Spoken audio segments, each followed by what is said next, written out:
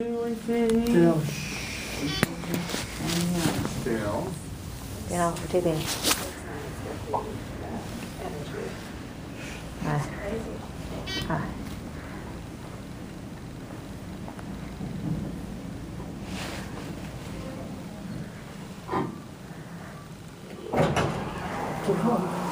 Hi there. Hi. Hi. Dale, look all the cars.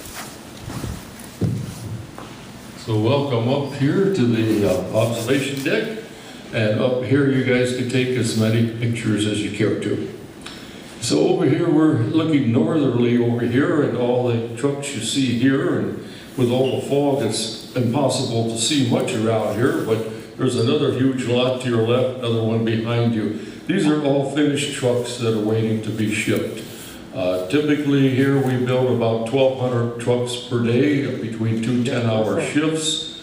And that comes out to be a lot of trucks. It's not enough though, so we also build them in Kansas City to make up for what we cannot build. Right now Kansas City is doing all of our two-door trucks. We no longer build those in this facility here. So let's head over this way here. And at the end of the first movie there, you guys saw Bell Ford came out and spoke about wanting to have a more environmentally friendly factory. So when this was built here in 2003, these buildings were put up specifically to build F-150 trucks, and that's all that's ever been built in these buildings. So what you're looking at out here is called a living roof. That is almost 10.5 acres of plants called sedum. I have a few varieties there behind you. You're more than welcome to check it out and feel it and that. And had a kid up here ate one. I don't know that I'd go that far, you know.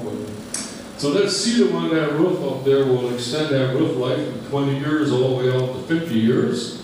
It absorbs an inch of rain. Anything not absorbed will end up inside of that building, in the cistern, and they use that in the toilets and also to water the grass. So that's all part of what's called wastewater management here at the Rouge. Keeps that building 10 degrees warmer in the winter, 10 degrees cooler in the summer. From personal experience, I'll tell you it works really, really well. I worked here at the Rouge for 40 years as a tool and die maker on the other side of the Rouge. Summertime, my building, you get high 90s, well over 100 degrees on the inside. This building here, maybe mid-80s at the hottest. So it's also why we have vines here on the side that keep the sun off of that building, try to keep it cooler on the inside. Up on the roof, we have these giant skylights. You guys be walking right underneath some of those. They let a lot of natural light in the building on a sunny day particularly, and cuts the electrical a little bit and also makes it a little more homey for the folks on the day shift. Where the trucks are at? Now down here at ground level, you see there's a yellow wall down there. Eventually you'll see pickup trucks driving back and forth alongside of that yellow wall. That is our final quality check down there. That is a specially built test track, and that is a bumpy road test track. It checks out the vehicles for rattles, vibration, and handling. You see it right there? That yellow wall, there's a pickup truck sitting right at the end of it. He's waiting to go into that shed there. So if the trucks pass that final test down there, they will end up going through that little white shed and they get processed out into one of our lots depending upon their destination. As you might guess, most of these are going to the United States and Canada. But we do ship them all over the world. There's a kind of an orangey red Raptor sitting right there, going to be going to China. If you think a $90,000 Raptor is a lot of money, that truck's going out the door for $200. Is it really? So see that? What a bargain you could get. Less than 50% for a Raptor in this country here. So our other environmental item I'm showing you is this one here. Now this looks like just an ordinary piece of asphalt. Well, what this is really called here is porous asphalt. Now, the idea of this is allows snowmelt and rainfall to go through it back into the environment rather than just going down a sewer. So our very large employee lot out that way is made out of this. We'll head over that way. It's a very nice picture here how the sedum is installed on the roof. It lays just like sod and never needs cutting. We do have a sprinkler system if we have a dry period. and we do fertilize that in the springtime. Now, not knowing where everybody is from here, and it's really hard on a foggy day to point things out, but over that away is out on Michigan Avenue. There is a building called the Glass House, and that is the Ford World Headquarters building, about 1.5 miles from where you got on the bus. If you wanted to see that building and you exited Oakwood, went up to Michigan Avenue, made a right turn, you drive down about 1 mile, you'd be right in front of it. If you kept going, about 20 minutes later, you can't see it though, you'd be down that way, which is downtown Detroit. The largest building in Detroit is the Renaissance Center. Ford built the building, but that is currently General Motors World Headquarters building. So just the other side of that is Windsor, Canada. We have an engine plant there, and they build all of the V8 engines that go into these trucks. All our other engines are coming out of Lima, Ohio, about 150 miles south of here. Big blue building here was a joint venture with Ford called Double Eagle. That's a galvanizing facility that's currently owned by U.S. Steel. The road here, you guys came in on here, Miller Road. If you went 1 mile south, you'd come to the Rouge River. Now you saw that in the first movie. That's what we're named after. That's how the big ships get in and out of here. There's a gap right over there, and that's where the ships would end up at. Big blue building on this side here, Dearborn Stamping, one of our original buildings at the Rouge. And you guys saw that in both movies, actually. That's a building I worked in for a while.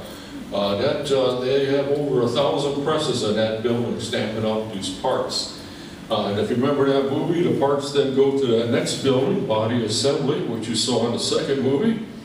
And that's where they're going to get glued and riveted together.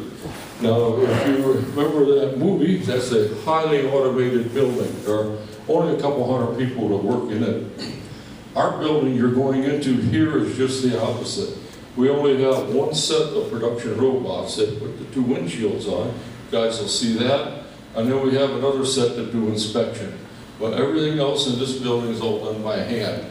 So on any given shift in here, we'll have 900 to 1,000 people working in this building. So after the parts were glued and riveted together, they got painted. Paint shops right behind me here, if you can see it. Oh, there it is, getting a little clear. The building with all those chimneys right there, that's the paint shop. After they're painted, they go into that windowless cube to the right of it, and they dry in there for a while.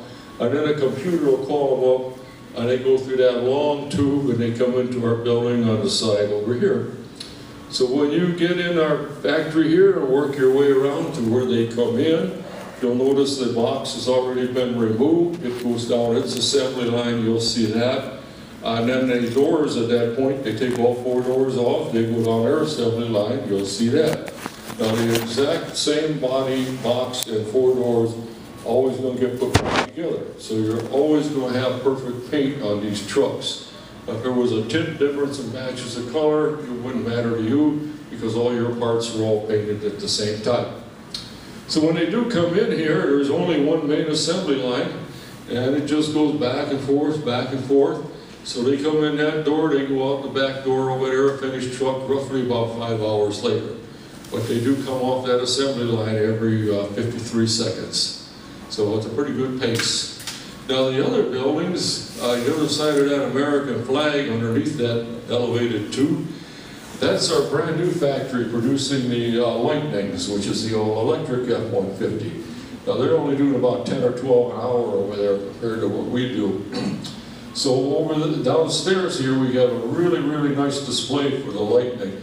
We got the truck, we got the chassis with the big 1,800-pound battery in it. We have a nice video down there shows you how they make them. They don't have a assembly line like we do. They only have about 400 people working in that big building over there. Now you can hardly see in the background, you gotta visualize this, but there's a bunch of dark buildings back there, the steel mill.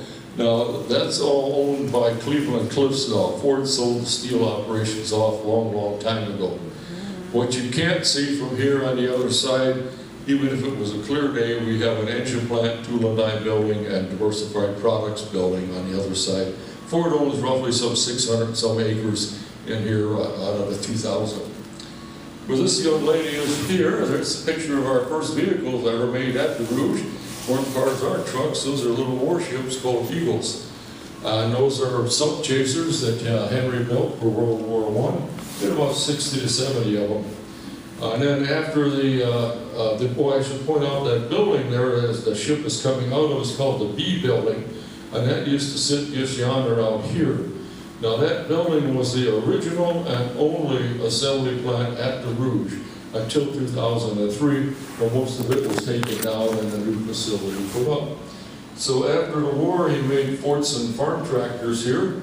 Henry grew up on a farm just several miles that away behind you. Always had a big heart for farmers. And then we did Model A's. Now that, making the Model A kind of surprises a lot of people. We never made Model T's here at the Rouge. We made the parts, but the cars were built in Highland Park, which is over that way about a dozen miles. And then there's a whole assortment of vehicles that we made, and then toward the end, it was only, from 1985 on, it was only Mustangs that were produced here. Now they're produced about 30 miles south of here in Flat Rock. The electric one is made in Mexico. And right up on Michigan Avenue there, if you went 20 miles west, Wayne, Michigan, that's where we're doing the new Broncos and the Ranger pickup trucks out in that facility. So where that young man is there, that picture there, the Battle of the Overpass, you saw that in the first movie. That took place just down Middle Road here, about a third of a mile. But if you came back to look at it, it got too unstable and had to be taken down. So, guys got any questions? We can get a nice Ford truck, keep my pension coming out.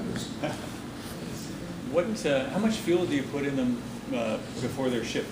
The fuel? Yeah. 8 gallons. Yeah, That's which a lot. comes out to be about 9,000 a day.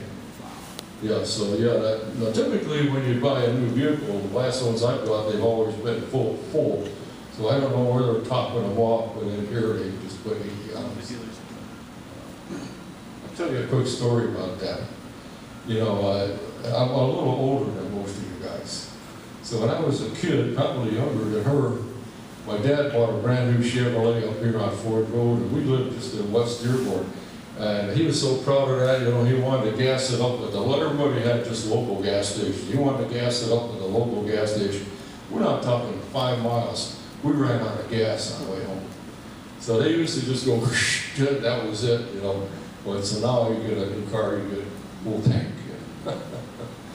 So, you guys got any other questions at all? Did he build housing for the employees also? I'm sorry? Did Henry Ford build housing also?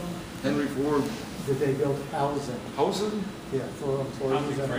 Not in here. They built whole cities in South America, but not, you know, they had a big rubber operation down there. But around here, there is an area over here off Ford Road in Greenfield, and then another by the Dearborn Country Club. A lot of that was for his executives, though.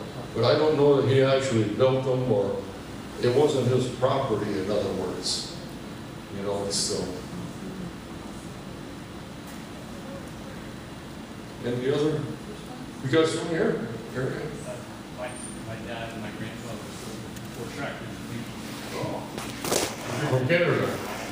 Yeah, well, I'm gonna make you the challenge. Find some of these Canadian geese, will you? Take them back from Canada. I tell you, you know, in the springtime, that whole roof out there, that's called the goose breeding ground. You know, it's just filled with geese.